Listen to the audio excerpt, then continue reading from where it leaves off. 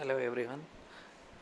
In today class we are discussing about carbohydrates. కార్బోహైడ్రేట్స్లో last క్లాస్లో మనం ఫ్రక్టోజ్ గురించి డిస్కస్ చేయడం జరిగింది.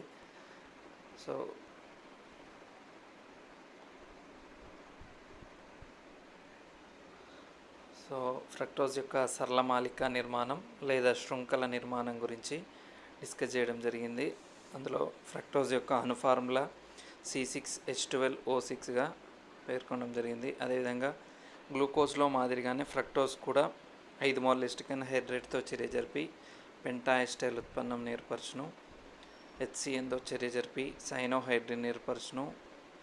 NH2OHతో చర్య జరిపి ఆక్సైమ్ని ఏర్పరచును. అదేవిధంగా ఫ్రక్టోజ్ అనేది బ్రోమిన్ జలంతో చర్య జరుపదు.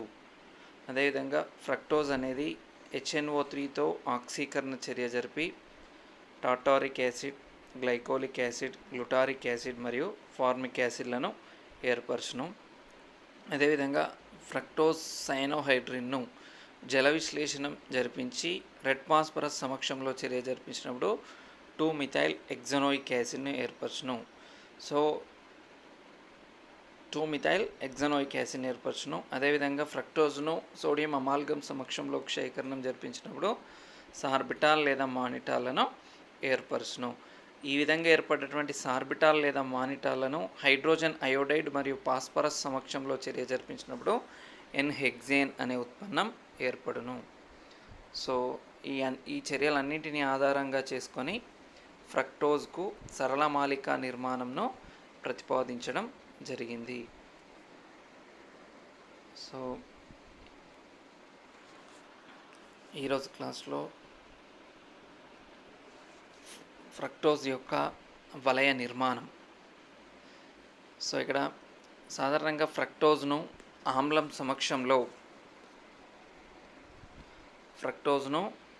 సమక్షంలో మిథైల్ ఆల్కహాల్తో చర్య జరిపించినప్పుడు ఆల్ఫా ఫ్రక్టోసైడ్ మరియు బీటా ఫ్రక్టోసైడ్ అనేటువంటి ఉత్పన్నాలను ఏర్పరచడం జరుగుతుంది. ఫ్రక్టోజ్ను ఆమ్లం సమక్షంలో మిథైల్ ఆల్కహాల్తో చర్య జరిపించినప్పుడు ఇక్కడ ఆల్ఫా ఫ్రక్టోసైడ్ మరియు బీటా ఫ్రక్టోసైడ్ అనే ఉత్పన్నాలు ఏర్పడడం జరుగుతుంది. కానీ సరళమాలిక నిర్మాణంలో ఉన్నట్లయితే ఫ్రక్టోజ్ అనేది ఒకే ఒక ఉత్పన్నంను ఏర్పరచడం జరుగుతుంది. కానీ ప్రయోగాత్మకంగా అది సాధ్యం కానిదని తేలింది. అంటే అది ప్రయోగాత్మకంగా చూసినట్లయితే అది అసాధ్యమని తేలింది. సో కావున ఫ్రక్టోజ్కు వలయ నిర్మాణంను ప్రతిపాదించడం జరిగింది. సో ఇక్కడ ముందుగా ఫ్రక్టోజ్ యొక్క ఫిరోనోజ్ నిర్మాణాన్ని కనుక చూసినట్లయితే సో ఈ ఫ్రక్టోజ్ యొక్క ఫిరోనోజ్ నిర్మాణంలో C2 మరియు C5 కార్బన్ల మధ్య ఆక్సిజన్ అనేది బంధం ఏర్పరచుకోవడం జరుగుతుంది. 2nd కార్బన్ మరియు 5th కార్బన్ల మధ్య ఆక్సిజన్ అనేది బంధించబడి ఉండడం జరుగుతుంది. కాబట్టి దీన్ని పంచపరమాణుక వలయ నిర్మాణం అని అంటారు. C2 మరియు C5ల మధ్య ఆక్సిజన్ అనేది బంధించబడి ఉంటుంది. సో దాన్ని ఆధారంగా చేసుకొని దీన్ని పంచపరమాణుక వలయ నిర్మాణంగా పేర్కొనడం జరిగింది. అదేవిధంగా ఈ నిర్మాణం అనేది ఫ్యూరాన్ను పోలి ఉండడం జరుగుతుంది. కాబట్టి ఈ వలయంని ఏమంటారంటే ఇక్కడ ఫ్యూరనోజ్ వలయ నిర్మాణం అంటారు. ఈ నిర్మాణం అనేది ఫ్యూరాన్ను పోలి ఉంది కాబట్టి దీన్ని ఫ్యూరనోజ్ వలయ నిర్మాణం అంటారు. అదేవిధంగా ఈ నిర్మాణంలో 2nd కార్బన్ పైన OH సమూహం అనేది కుడివైపు ఉన్నట్లయితే దాన్ని ఆల్ఫా ఫ్రక్టోఫిరనోజ్ అని అంటారు. 2nd కార్బన్ పైన OH సమూహం అనేది రైట్ సైడ్ ఉన్నట్లయితే దాన్ని ఆల్ఫా ఫ్రక్టోఫిరనోజ్ అంటారు.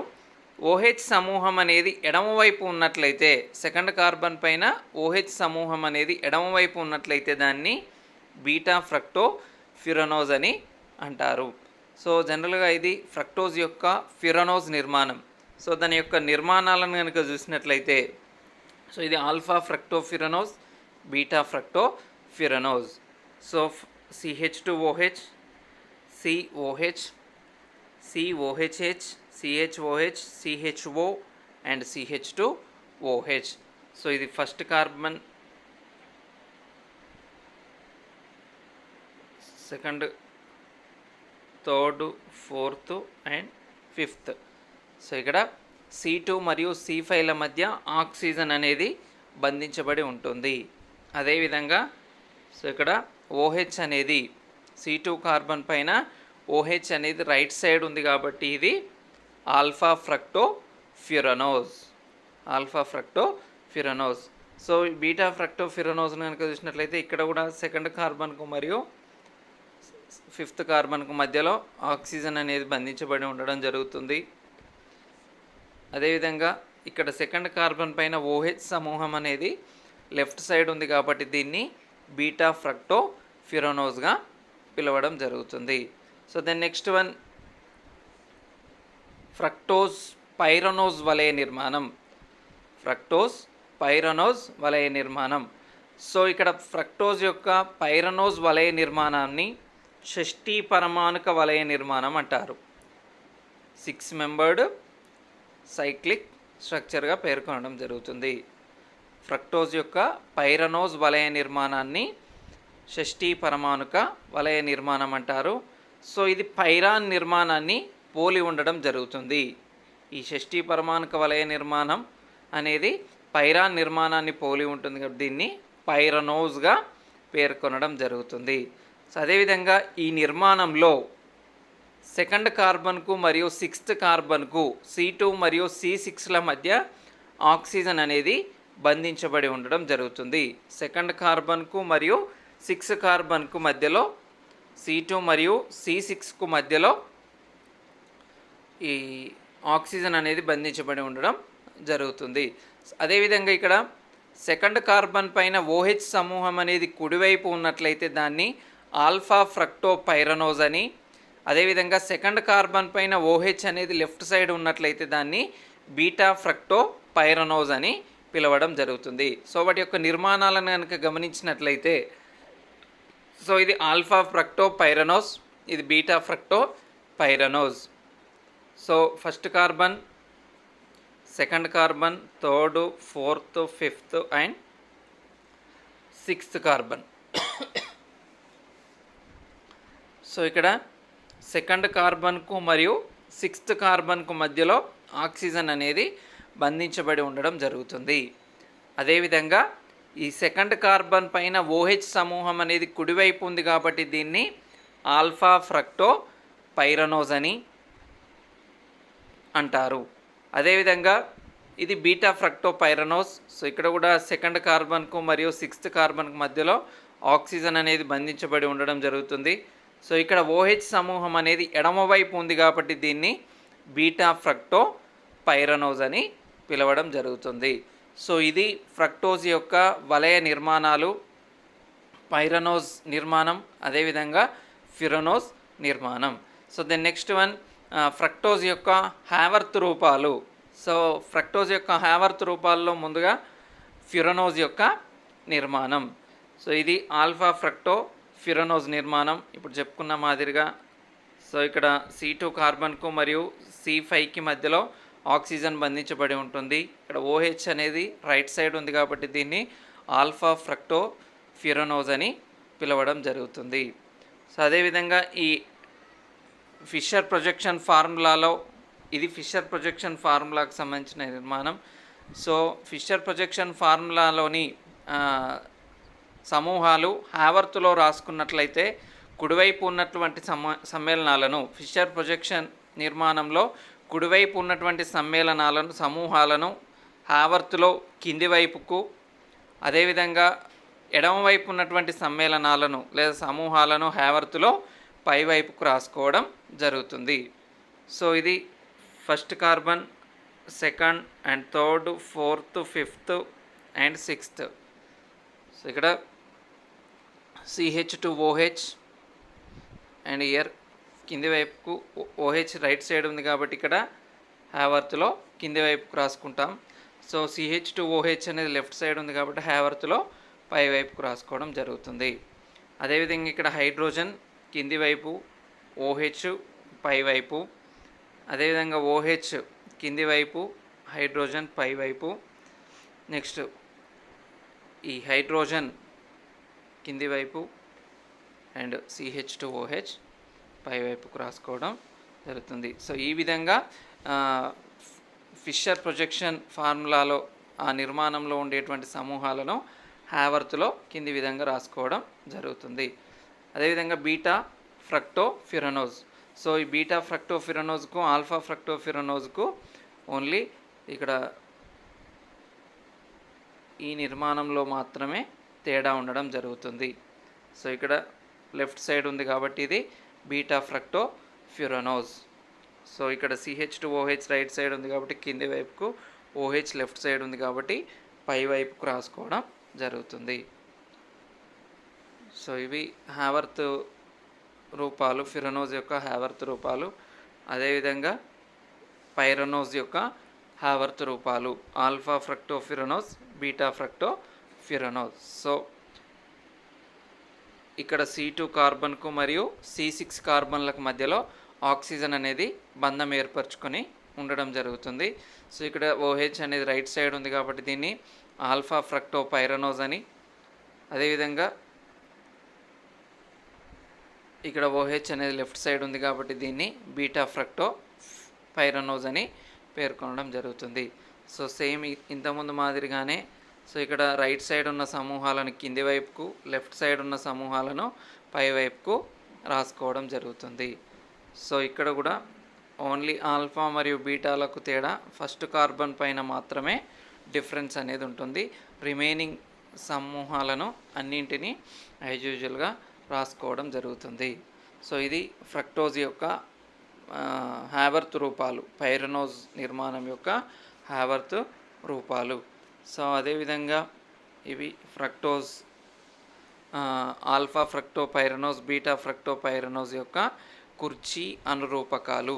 సో యాక్సియల్ స్థానంలో మరియు ఈక్వెటోరియల్ స్థానంలో వీటిని రాసుకోవడం జరుగుతుంది. దెన్ నెక్స్ట్ వన్ రసాయన ధర్మాలు, ఫ్రక్టోజ్ యొక్క రసాయన ధర్మాలు. సో ఇక్కడ ముందుగా ఎసిటిక్ అనహైడ్రైడ్తో చర్య. సో ఫ్రక్టోజ్ అనేది 5 మోల్ల ఎసిటిక్ అనహైడ్రైడ్తో చర్య జరిపి పెంటా ఎసిటైల్ ఉత్పన్నంను ఏర్పరచును. ఫ్రక్టోజ్ అనేది 5 మోల్ల ఎసిటిక్ అనహైడ్రైడ్తో చర్య జరిపి పెంటా ఎసిటైల్ ఉత్పన్నంను ఏర్పరచును. సో ఇది ఫ్రక్టోజ్ యొక్క నిర్మాణం. సో ఫస్ట్ కార్బన్ పైన CH2OH, C double bond O, COHH, CHOH, CHOH and CH2OH. So ఈ ఫ్రక్టోజ్ను 5 మోల్ల acetic anhydride CH3, C double bond O, O, C double bond O, CH3 5 మోల్ల ఎసిటిక్ అనహైడ్రైడ్తో చర్య జరిపించినప్పుడు పెంటా ఎసిటైల్ ఉత్పన్నం అనేది ఏర్పడుతుంది. సో ఇక్కడ హైడ్రోజన్ అనేది వెళ్ళిపోయి ఈ C double bond O, CH3 అనే సమూహం వచ్చి చేరడం జరుగుతుంది. సో ఈ చర్యను ఆధారంగా చేసుకొని ఫ్రక్టోజ్లో 5 OH సమూహాలు కలవని నిర్ధారించడం జరుగుతుంది. అదేవిధంగా ఆ 5 OH సమూహాలు అనేటివి వేర్వేరు కార్బన్ పరమాణువులపై ఉన్నట్లుగా గుర్తించడం జరుగుతుంది. సో ఈ విధంగా ఫ్రక్టోజ్ అనేది 5 మోల్ల ఎసిటిక్ అనహైడ్రైడ్తో చర్య జరిపి పెంటా ఎసిటైల్ ఉత్పన్నంను ఏర్పరచును.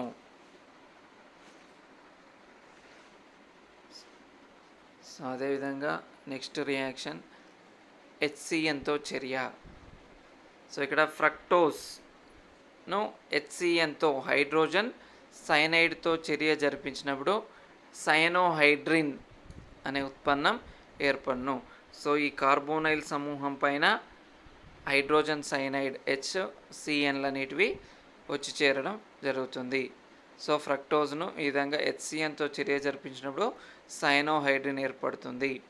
అదేవిధంగా ఈ సయనోహైడ్రిన్ను క్షయకరణం చెందించగా 2-మిథైల్ హెక్సనోయిక్ యాసిడ్ అనేది ఏర్పడుతుంది. ఇక్కడ ఏర్పడ్డటువంటి ఈ సయనోహైడ్రిన్ను క్షయకరణం చెందించినట్లయితే హైడ్రోజన్ అయోడైడ్ మరియు ఫాస్ఫరస్ సమక్షంలో క్షయకరణం చెందించినప్పుడు 2-మిథైల్ హెక్సనోయిక్ ఆమ్లంను ఏర్పరచును. సో ఇది సయనోహైడ్రిన్.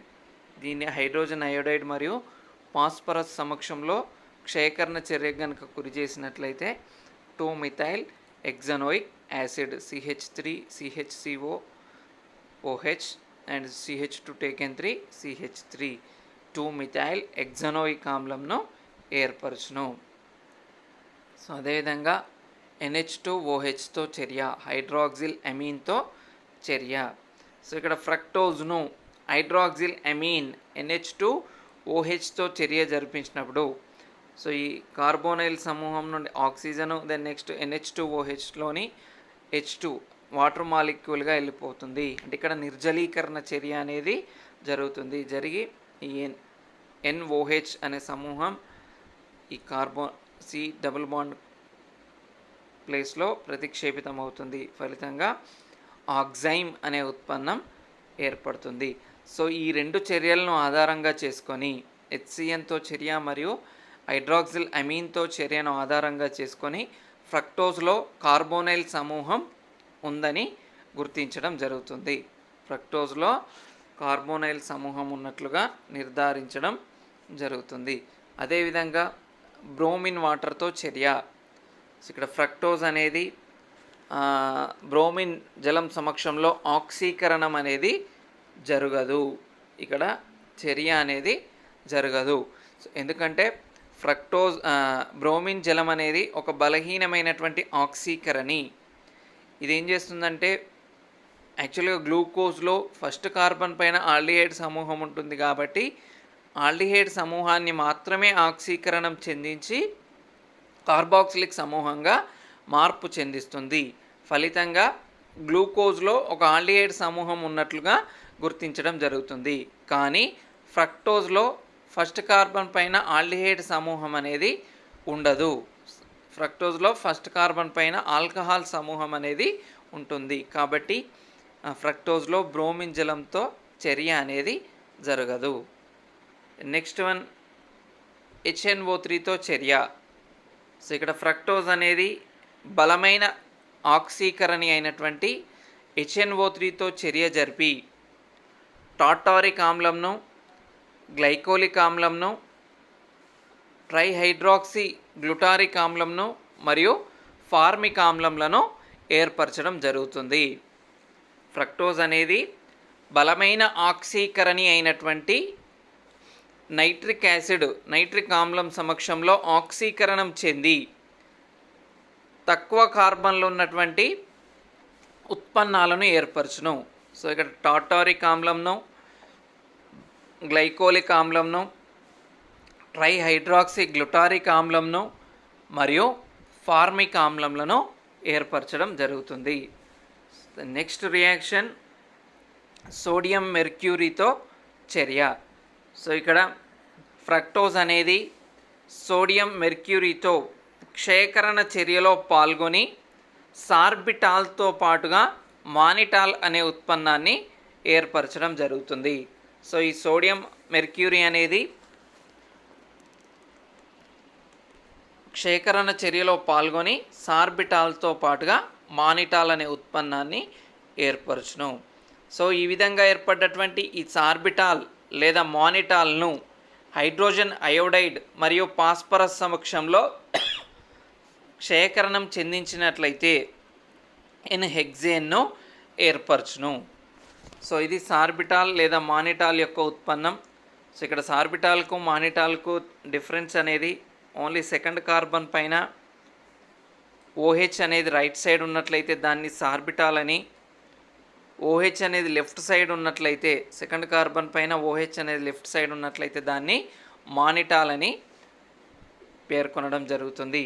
సో ఇక్కడ ఏర్పడ్డటువంటి ఈ సార్బిటాల్ లేదా మానిటాల్లను హైడ్రోజన్ అయోడైడ్ మరియు రెడ్ పాస్పరస్ సమక్షంలో క్షయకరణ చర్య కనుక గురి చేసినట్లయితే హెక్సేన్ అనేది ఏర్పడుతుంది. CH3 CH2 CH2 CH2 CH2 and CH3 hexane అనే ఉత్పన్నం ఏర్పడడం జరుగుతుంది. సో ఈ చర్యను ఆధారంగా చేసుకొని కూడా ఫ్రక్టోజ్లో శృంఖల నిర్మాణం ఉన్నట్లుగా గుర్తించడం జరుగుతుంది. సో ఇవన్నీ కూడా ఫ్రక్టోజ్ యొక్క రసాయన ధర్మాలు. సో వీటితో మాదిరిగానే గ్లూకోజ్లో చెప్పుకున్న మాదిరిగా ఫ్రక్టోజ్లో కూడా ఓసోజోన్ ఉత్పన్నం అనేది ఏర్పడుతుంది.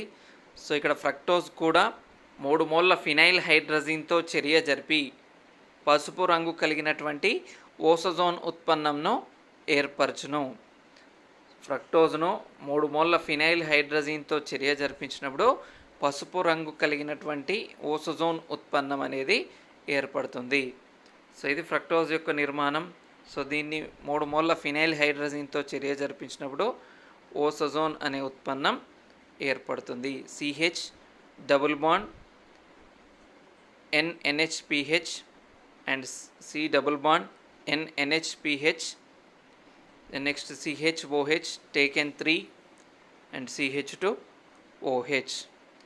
సో ఇది ఫ్రక్టోజ్ యొక్క ఓసోజోన్ ఉత్పన్నం. సో ఇది కూడా 3 మోల్ల ఫినైల్ హైడ్రజిన్తో చర్య జరిపి పసుపు రంగు కలిగినటువంటి ఓసోజోన్ ఉత్పన్నాన్ని ఏర్పరుచుతుంది. సో దీని యొక్క మెకానిజం చర్యా విధానంను కనుక చూసినట్లయితే ముందుగా fructose CH2OH C double bond O CHOH taken 3 and CH2OH. So ఇది ఫ్రక్టోజ్ యొక్క నిర్మాణం.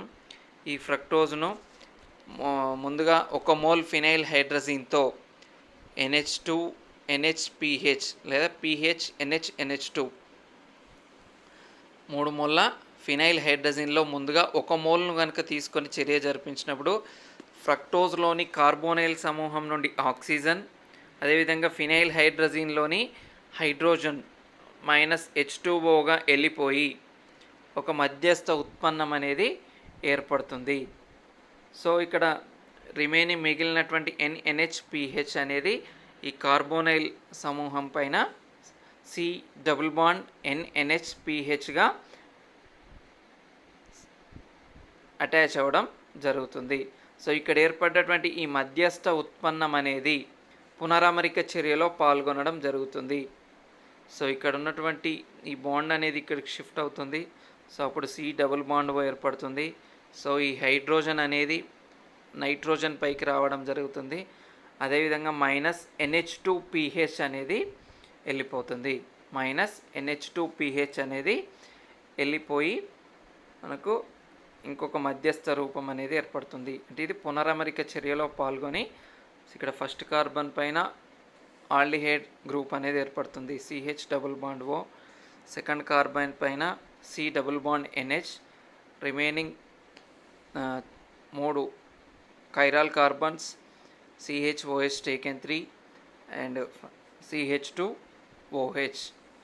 సో ఇక్కడ ఏర్పడ్డటువంటి ఈ నిర్మాణంని సెకండ్ మోల్ ఫినైల్ హైడ్రజిన్తో చర్య జరిపించినప్పుడు సో ఇక్కడ ఫస్ట్ కార్బన్ పైన ఉన్నటువంటి ఆల్డిహైడ్ నుండి ఆక్సిజన్, దెన్ నెక్స్ట్ ఫినైల్ హైడ్రజిన్లోని H2 -H2Oగా వెళ్ళిపోతుంది. మళ్ళీ ఇక్కడ కూడా నిర్జలీకరణ చర్య అనేది జరుగుతుంది. సో ఫలితంగా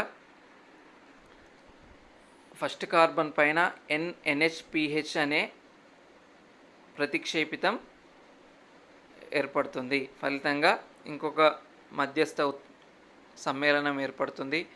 so remaining third mole phenyl హైడ్రజిన్ను చర్య జరిపించినప్పుడు ఇక్కడ ఏర్పడ్డటువంటి మధ్యస్థ సమ్మేళనంలోని హైడ్రోజను ఫినైల్ హైడ్రజిన్లోని NH2 -NH3గా బయటికి వెళ్ళిపోవడం జరుగుతుంది. అమోనియా అనేది వెళ్ళిపోయి సో ఫైనల్గా ఫస్ట్ కార్బన్ పైన CH double bond NNHPH, second carbon పైన అమోనియా అనేది హైడ్రోజను NH2 అమోనియాగా వెళ్ళిపోయినప్పుడు NHPH అనేది ఈ సెకండ్ కార్బన్ పైన ప్రతిక్షేపితం అవుతుంది. ఫలితంగా C డబుల్ బాండ్ NNHPH అనేది ఏర్పడుతుంది. అదేవిధంగా CHOH టేకెన్ 3 CH2OH. సో ఫైనల్గా ఓసోజోన్ అనే ఉత్పన్నం ఏర్పడుతుంది. సో ఇక్కడ ఏర్పడ్డటువంటి ఈ ఓసోజోన్ అనేది పసుపు రంగును కలిగినటువంటి ఉత్పన్నంగా ఏర్పడడం జరుగుతుంది. సో ఇక్కడ ఫ్రక్టోజ్లో మరియు గ్లూకోజ్లో రెండూ కూడా ఫినైల్ హైడ్రజిన్తో చర్య జరిపి ఒకే విధమైనటువంటి ఓసోజోన్ ఉత్పన్నంను ఏర్పరచడం జరుగుతుంది.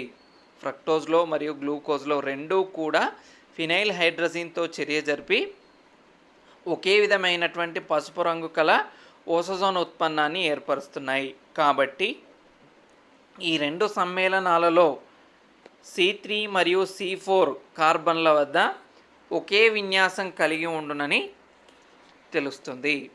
ఈ రెండు సమ్మేళనాలలో కూడా థర్డ్ కార్బన్ మరియు ఫోర్త్ కార్బన్ల వద్ద ఒకే రకమైన విన్యాసాన్ని కలిగి ఉండునని తెలియను. సో ఇది ఫ్రక్టోజ్ యొక్క ఓసోజోన్ ఉత్పన్నం లేదా ఫినైల్ హైడ్రజిన్తో ఫ్రక్టోజ్ అనేది చర్య జరిపి మనకు పసుపు రంగు కలిగినటువంటి ఓసోజోన్ ఉత్పన్నాన్ని ఏర్పరచును. సో నెక్స్ట్ వన్, రెండు important definitions, anomers and epimers. So ఇక్కడ యానోమర్స్ అనగా ఒక సమ్మేళనం యొక్క సాదృశ్యాలలో మొదటి కార్బన్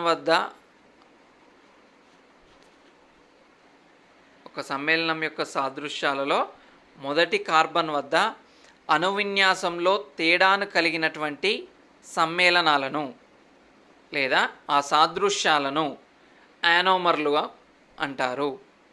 ఒక సమ్మేళనం యొక్క సాదృశ్యాలలో మొదటి కార్బన్ వద్ద అణువిన్యాసంలో తేడా కలిగినటువంటి ఆ సాదృశ్యాలనే యానోమర్లు అంటారు. ఆ కార్బన్ పరమాణువును ఇక్కడ యానోమరిక్ కార్బన్ పరమాణువు అంటారు. సమ్మేళనం యొక్క సాదృశ్యంలో మొదటి కార్బన్ వద్ద మాత్రమే అణువిన్యాసంలో తేడాను కలిగి ఉండాలి. రిమైనింగ్ కార్బన్లలో కాకుండా మొదటి కార్బన్ వద్ద మాత్రమే అణువిన్యాసంలో తేడాను కలిగినటువంటి ఆ సాదృశ్యాలని ఇక్కడ యానోమర్లుగా పేర్కొని ఆ కార్బన్ పరమాణువును యానోమరిక్ కార్బన్ పరమాణువుగా గుర్తించడం జరుగుతుంది. యానోమరిక్ కార్బన్ పరమాణువు అని అంటారు. సో ఎగ్జాంపుల్ ఆల్ఫా గ్లూకోజ్ మరియు బీటా గ్లూకోజ్. సో ఇందులో చూసినట్లయితే మొదటి కార్బన్ వద్ద మాత్రమే అణువిన్యాసంలో తేడాను కలిగి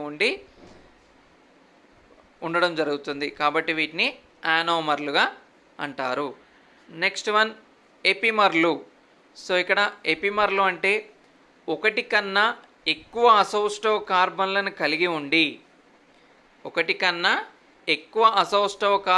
కలిగి ఉండి ఫస్ట్ కార్బన్ వద్ద తప్ప మిగిలిన కార్బన్లలో ఏదో ఒక కార్బన్ వద్ద విన్యాసంలో తేడాను ఉన్నట్లయితే వాటిని ఎపిమర్లు అంటారు. సో యానోమర్లకు కంప్లీట్గా opposite epimers.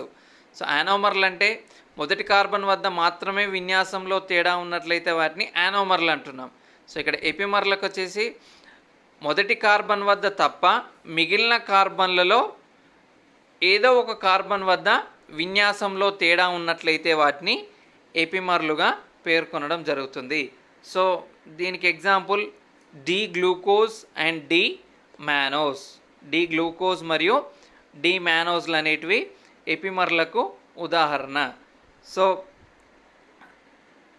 CHO first carbon పైన CHO and CHOH, COHH, CHOH and CH2OH. ఇది గ్లూకోజ్ యొక్క నిర్మాణం, డి గ్లూకోజ్ యొక్క నిర్మాణం. సో ఇక డెఫినేషన్లో చెప్పుకున్న మాదిరిగా ఒకటి కన్నా ఎక్కువ అసౌస్టవ్ కార్బన్లను కలిగి ఉండి, సో జనరల్గా గ్లూకోజ్లో 4 అసౌస్టవ్ కార్బన్లు అనేటివి ఉండడం జరుగుతుంది. అదేవిధంగా C1 కార్బన్ వద్ద తప్ప, సో ఇది ఫస్ట్ కార్బన్. దెన్ నెక్స్ట్ ఇది D mannose, D glucose, D mannose. So ఈ రెండింటిని కంపేర్ చేసినట్లయితే ఒకటి కన్నా ఎక్కువ అసౌస్టవ్ కార్బన్లు ఉన్నాయి, అంటే జనరల్గా ఇందులో 4 అసౌస్టవ్ కార్బన్లు ఉన్నాయి. సో డెఫినేషన్లో చెప్పిన మాదిరిగా C1 కార్బన్ వద్ద తప్ప మిగిలిన కార్బన్లలో ఏదో ఒక కార్బన్ వద్ద అణువిన్యాసంలో తేడా ఉన్నట్లయితే వాటిని ఎపిమర్లు అంటున్నాం. సో ఇక్కడ సెకండ్ కార్బన్ కనుక చూసినట్లయితే, సో డి గ్లూకోజ్లో సెకండ్ కార్బన్ పైన OH అనేది రైట్ సైడ్ ఉంది. డి మ్యానోస్లో చూసినట్లయితే OH అనేది లెఫ్ట్ సైడ్ ఉండడం జరుగుతుంది. సో డెఫినేషన్లో చెప్పినట్టుగా C1 కార్బన్ వద్ద తప్ప మిగిలిన కార్బన్లలో ఏదో ఒక కార్బన్ వద్ద అణువిన్యాసంలో తేడా ఉన్నట్లయితే ఆ రెండు ధ్రువణ సాదృశ్యాలనే ఇక్కడ ఎపిమర్లు అంటారు. సో దీనికి ఎగ్జాంపుల్ డి గ్లూకోజ్ మరియు డి మ్యానోజ్. సో ఈ రెండు డెఫినేషన్లు కూడా ఇంపార్టెంట్. అండ్ ఈరోజు చెప్పినటువంటి ఫ్రక్టోజ్ వలయ నిర్మాణం, ఫ్రక్టోజ్ వలయ నిర్మాణంలో ఫ్యురనోజ్ వలయ నిర్మాణం, పైరనోజ్ వలయ నిర్మాణం, నెక్స్ట్ ఫ్రక్టోజ్ యొక్క హ్యావర్త్ రూపాలు, అందులో ఫ్యురనోజ్ నిర్మాణం మరియు పైరనోజ్ నిర్మాణం, కుర్చీ నిర్మాణాల గురించి డిస్కస్ చేయడం జరిగింది. అదేవిధంగా ఫ్రక్టోజ్ యొక్క రసాయన ధర్మాలు, అందులో ఎస్టిక్ అనహైడ్రేట్తో చర్య, HCNతో చర్య, NH2OHతో చర్య, HNO3తో చర్య, సోడియం మెర్క్యూరీతో చర్య, అదేవిధంగా గ్లూకోజ్లో మాదిరిగానే ఫ్రక్టోజ్లో కూడా ఫినైల్ హైడ్రజీన్తో చర్య జరిపి పసుపు రంగు కలిగినటువంటి ఓసోజోన్ నిర్మాణాలను ఏర్పరచడం జరుగుతుంది. దెన్ రిమైనింగ్ నెక్స్ట్ క్లాస్లో డిస్కస్ చేద్దాం. And thank you.